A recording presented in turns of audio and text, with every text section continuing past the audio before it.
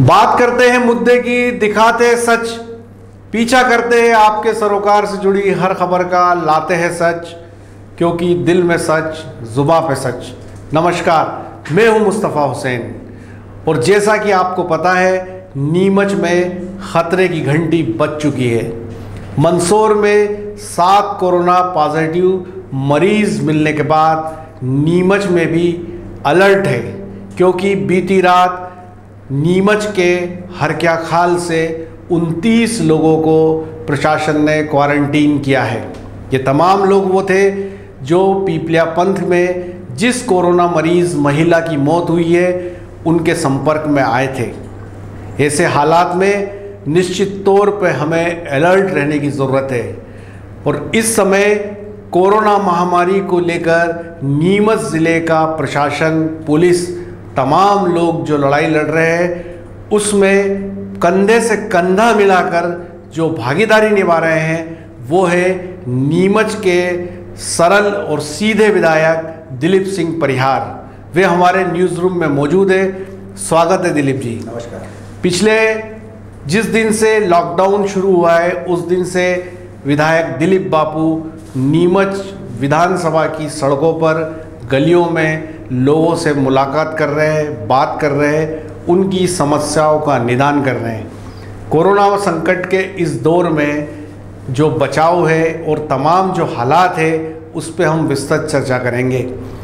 दिलीप जी, सबसे ख़ास बात यह है कि जिस तरह से मंदसौर के अंदर जो घटनाक्रम सामने आया है, 7 कोरोना मरीज़ आए हैं, उसके बाद आपके ही विधानसभा क्षेत्र का जो हरक्या खाल गाँव है वहाँ पे 29 लोग क्वारंटीन हुए हैं, तो ये जो सीन बना है, कितनी ज़रूरत है अलर्ट रहने की नीमच को? सबसे पहले तो मैं मुस्तफ़ा जी आपके माध्यम से कलेक्टर, एसपी और प्रशासन, अमला, डॉक्टर, सेवाभावी सब लोगों को धन्यवाद देता हूँ कि सब लोगों की जागरूकता की वजह से कोरोना जैसी महामारी पूरे विश्व में, भारत में भी देश के प्रधानमंत्री माननीय नरेंद्र मोदी जी ने इसकी रोकथाम के लिए लॉकडाउन किया है। सब लोगों से अपील की है कि वो अपने घरों पर ही रहे।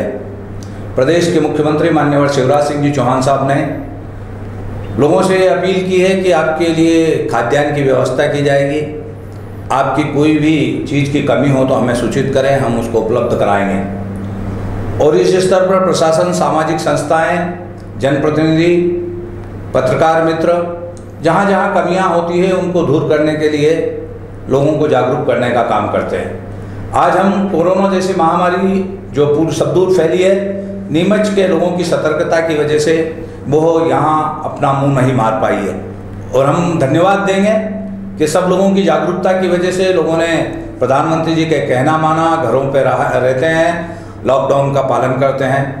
मगर दुख इस बात का है कि नीमच और मंदसौर जो एक अविभाजित एक ही है, मंदसौर में इस कोरोना जैसी महामारी को लेकर कुछ लोग पाए गए। मन में दुख है, प्रशासन बहुत सतर्क हुआ। सतर्क होने के बाद में अभी पीपलिया पंथ के जो मेरी पहले की विधानसभा थी नीमच, वो उसमें पीपलिया पंथ भी आता था। उस पीपलिया पंथ में कोरोना का एक व्यक्ति मिला, उसके दाह संस्कार में हमारे नीमच विधानसभा के भी हरक्या खाल से परिवार गए, शामिल हुए। उसकी वजह से रात भर मैं भी बेचैन रहा। प्रशासन के अधिकारियों से लगातार संपर्क में रहा, यहाँ तक कि हमारे एक पार्षद मंडवारिया जी के परिवार में उनकी सासू माँ शांत हो गई थी। तब मैंने बात की एसडीएम साहब से, तो सारा अमला, प्रशासनिक अमला हरक्या खाल लगा हुआ था। उनके परिवार को लाकर यहाँ 29 लोगों को उनने चेकअप किया है और अभी उसकी रिपोर्ट जांच करने के लिए ब्लड भेजा जाएगा। तो हम चाहते हैं कि माता रानी की कृपा से नीमच जिले में एक भी केस ना आए। हम सब लोग सतर्क हैं इस मामले में और सतर्क रहेंगे तो हमें इसका लाभ मिलने वाला है, क्योंकि जीवन बहुत बहुमूल्य है। दिलीप जी, आपने सही बात कही, जीवन बहुमूल्य है। ऐसे में एक चीज़ नीमच में देखने में आ रही है कि लोग लॉकडाउन की छूट के दौरान तफरीह करने निकलते हैं, नीमच की सड़कों पे घूमते हैं। गैर ज़रूरी काम के कारण बाज़ार के अंदर घूमना कितना घातक हो सकता है, कितनी बड़ी परेशानी का सबब हो सकता है। मैं नीमच का सेवक हूँ, विधायक होने के नाते नीमच की जनता से, प्राणों से प्रिय जनता से ये निवेदन करूँगा कि वो देश के प्रधानमंत्री जी ने जो लॉकडाउन का पालन करने के लिए जो निर्देश दिए हैं उनका वो पालन करें। यदि वो सुरक्षित रहेंगे तो परिवार भी सुरक्षित रहेगा और देश भी सुरक्षित रहेगा। जब देश के प्रधानमंत्री ने दूसरी बार लॉकडाउन किया है, लोगों से निवेदन किया है कि अपने घरों से बाहर ना निकलें, तो मैं भी यहाँ का सेवक होने के नाते, विधायक होने के नाते हाथ जोड़ के सब जनता से निवेदन करता हूँ कि कोई भी तफरी करने के लिए, बाजार में घूमने के लिए ना निकले।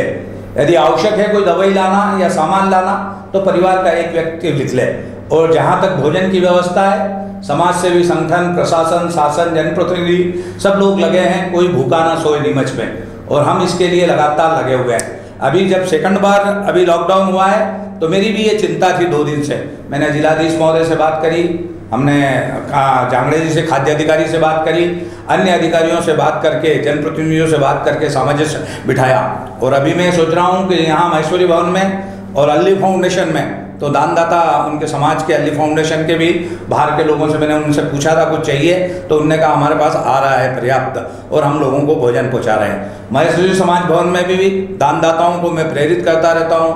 तेल के डिब्बे हैं, आटे हैं, जो भी बन सकता है वो वहाँ देते हैं। वो दान या सहयोग करने से कभी किसी का धन कम नहीं होता है। दिलीप जी, आपने एक खास बात बोली कि कोई भी भूखा ना सोए। दूसरी बात, आपने खाद्य अधिकारी श्री जांगड़े का नाम लिया।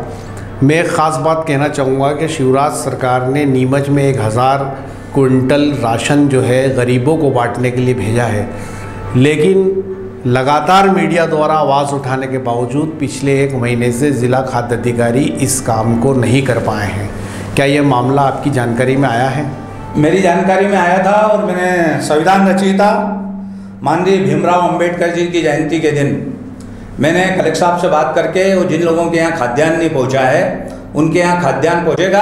आज भी मेरे निवास पे कोई गरीब लोग आए थे, मैंने तत्काल फ़ोन करके उनको कहा, कंट्रोल वाले को, कि आप उनको चावल दें, गेहूँ दें। उनको मैंने चावल और गेहूँ उपलब्ध कराए हैं, और हर जगह भोजन के पैकेट की व्यवस्था हो रही है। यदि और भी आपकी चैनल के माध्यम से मैं निवेदन करता हूँ जनता से कि कोई भी आपके आसपास में यदि भूखा है तो आप उसको भोजन कराएं। यदि आपसे व्यवस्था नहीं हो पाए तो आप हम जनप्रतिनिधि को कहें, प्रशासन को कहें, हम उसकी व्यवस्था कराएंगे। विधायक जी ने बड़ी बात कही है कि कोई भी भूखा ना सोए, और यदि आपके आसपास कोई ऐसी खबर मिलती है कि किसी को राशन की व्यवस्था नहीं है तो वो सूचना दे, उन तक राशन पहुंचाएंगे। दूसरी ख़ास बात दिलीप जी की, ये जो लॉकडाउन चल रहा है, जो हालात बने, उसमें एक पीड़ित पक्ष वो किसानों का भी है। ख़ास तौर पे यदि मालवा की बात करें तो अफ़ीम का किसान इस समय घर में बहुमूल्य फसल अफ़ीम लेकर बैठा है, जिसको सूखने का डर है, उसके पट्टा कटने का डर है। और बीच में आपने नीमच के नारकोटिक्स उपायुक्त से भी चर्चा की थी, तो क्या लगता है अफ़ीम की सरकारी ख़रीद को लेके कैसा निर्णय होगा?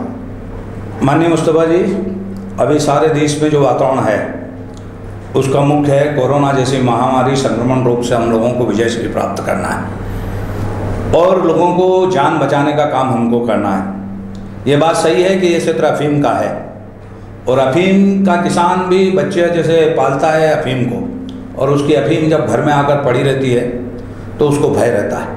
मगर इस कोरोना जैसी महामारी की वजह से अपराधी भी आज शांत है। नीमच में अपराध का ग्राफ गिरा है।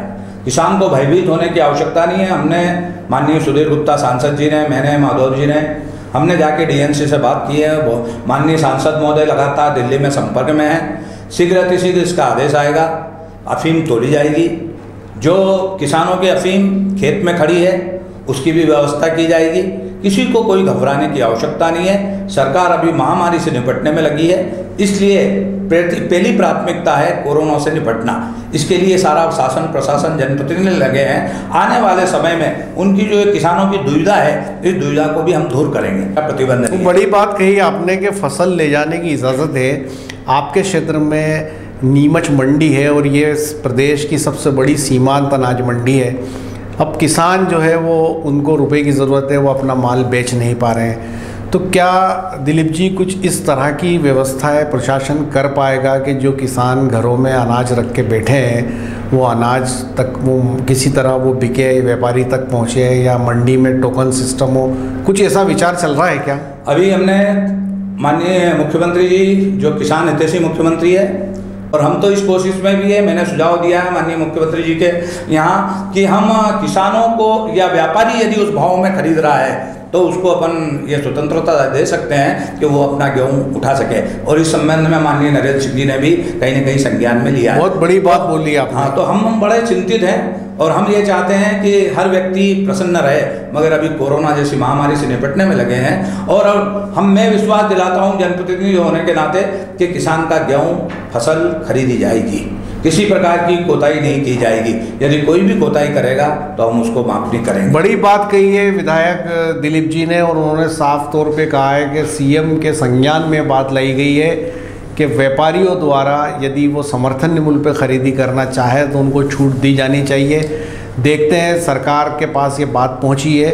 एक और ख़ास बात दिलीप जी मैं आपसे करना चाहूँगा कि नीमच और आसपास के लोग जो दूसरे राज्यों में फंसे हुए हैं उनको पासेस को लेके जो दिक्कतें आ रही है, काफ़ी फ़ोन कॉल्स मीडिया के दफ्तरों में भी आते हैं, आपके पास भी आते होंगे। तो ये पास की जो तरीका है इसका सरलीकरण हो और आसानी से लोगों को पास उपलब्ध हो जाए तो लोग अपने घरों में आ जाए, इसको लेकर आप कुछ प्रयास करेंगे? नहीं, हम चाहते हैं सरलीकरण हो। माननीय प्रधानमंत्री नरेंद्र मोदी जी ने कोरोना की गंभीरता को देखते हुए दूसरी बार लॉकडाउन किया है और लोगों से अपने घरों में रहने की अपील की है। उसके पीछे का ध्येय है एक व्यक्ति सुरक्षित रहे। यदि वो व्यक्ति सुरक्षित रहेगा, समाज सुरक्षित रहेगा, देश सुरक्षित रहेगा तो हम और भी काम कर लेंगे, व्यापार व्यवसाय या खेती बाड़ी सब हो जाएगा। मगर जब दूसरी बार लॉकडाउन किया है तो विचारणीय प्रश्न है, कहीं न कहीं कोरोना की जैसी महामारी इंदौर से बाद में रतलाम आई, रतलाम से मंदसौर और मंदसौर से नीमच की ओर बढ़ने के लिए तत्पर है। हमारी प्रशासनिक अमला उसमें रोकने में कहीं न कहीं बहुत सतर्क है। हम लोग भी लोगों को जागरूक कर रहे हैं और गांव शहर के सभी मतदाताओं, आम जनता से हाथ जोड़कर निवेदन करता हूं, हिंदू मुसलमान सिख ईसाई से, कि वो लॉकडाउन का पालन करें। यदि किसी भी प्रकार की कोई आवश्यकता होगी तो हम उसकी पूर्ति करेंगे। कंट्रोल की दुकान पे हम सब खाद्यान्न पहुँचा रहे हैं, दवाई के लिए मेडिकल स्टोर खुले हुए हैं, और भी कोई किसी प्रकार के सामान हो, सब्जी मंडी के लिए हमने दूरी मेंटेन करने के लिए 5 फुट की नंबर 2 में हमने सब्जी मंडी स्थापित कर रही है और लोग वहाँ जाकर सुविधा के साथ में अपनी सब्जी खरीद कर जा रहे हैं। ये एक संक्रमण रोग है। यदि हम एक दूसरे के निकट आएंगे, किसी कोरोना वाले के हम निकट चले गए तो वो नुकसान हो सकता है और वो तीव्र गति से फैलता है। तो इसकी रोकथाम के लिए जो उपाय किए गए हैं वो अभी सराहनीय उपाय हैं और मैं तो यही जनता से निवेदन करूंगा कि वो बिल्कुल तफरी नहीं करें, अनावश्यक कहीं घूमे नहीं, लॉकडाउन की नियमों को, शर्तों को बिल्कुल शब्दशः पालन करें और वो और हम सब लोग पालन करेंगे तो हम सब लोग सुरक्षित रहने वाले हैं, या देश सुरक्षित रहने वाला है, या देश तो आने वाले समय कर रहे हैं। तो उससे ये लगता है कि लोगों के मन में भी सेवा का भाव है और उस सेवा के भाव की वजह से ही हम कोरोना जैसी महामारी पर विजय प्राप्त कर पाएंगे। ये थे विधायक दिलीप सिंह परिहार जी, जिनका साफ तौर पे ये कहना था। उनकी बात को हम 2 लफ्ज़ों में कहें, किसी शायर ने बड़ी खूबसूरत बात कही है कि दर्द दिल के वास्ते पैदा किया इंसान को, दर्द दिल के वास्ते पैदा किया इंसान को, वरना इबादत के लिए कुछ कम न थे जिन्नो मलक। तो बड़ी खूबसूरत बात शायर ने कही है और वही बात विधायक दिलीप जी ने कही है और उनका ये ध्येय है कि नीमच में कोई भूखा ना सोए और नीमच में हम अलर्ट पे रहे, कोरोना से इस शहर को, इस क्षेत्र को हम बचाएं। मेरे सहयोगी नवीन पाटीदार के साथ वॉइस ऑफ एमपी के न्यूज़ रूम से मुस्तफ़ा हुसैन।